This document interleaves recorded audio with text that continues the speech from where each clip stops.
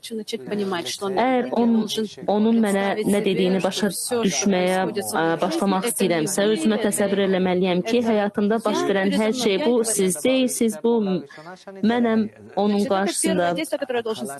Bu ilk bir əməldir, hansını ki mən eləməliyəm. Bu, hələlik başa düşmədiyin düzgün qavrayışın başlanğıcıdır. Amma bu, ipin ucuna yapışmaq üçün lazım. Belə həmin o nöqtədir. Mən özümə nə deməliyəm? Ki, məndən başqa, indi tutduğum o nöqtədən başqa, ondan başqa heç kəs yoxdur. Əslində ondan başqa heç kəs yoxdur. Mən anlamadım, izah eləyin. İlk nöqtə, onu anlamaq üçün birinci nöqtə hansıdır?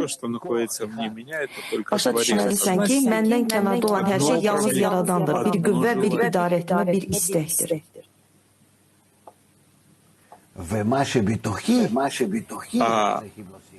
mənim mənimdə olan hər şey isə, onu əlavə eləmək lazımdır. Onu dərk etmək istəyindən başqa, bütün bunları o məndə yaratdı. Hətta onu dərk etmək istəyini də o məndə yaratdı. Amma bu istəyin içində o mənə hansısa seçim azadlığı verdi ki, mən onu inkişaf etdirməliyəm.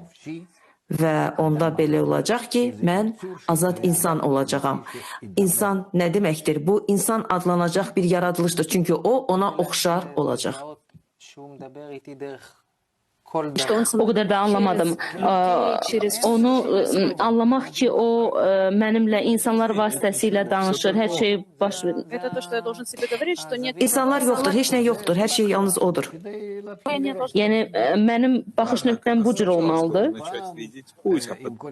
Bəli, əvvəlcə yolu görməyə başlamalısan, sonra isə bütün növ maneələrə, bütün növ problemlərə baxmaraq sən ona getdikcə daha çox cəmləşmiş, getdikcə daha dərin münasibət quracaqsan, başa düşəcəksən ki, o səni necə çaşdırır, sən onu anlaman üçün, getdikcə daha dərindən ona nüfuz edəcəksən ki, onun xüsusiyyətlərini, onun metodunu və s. anlayasan.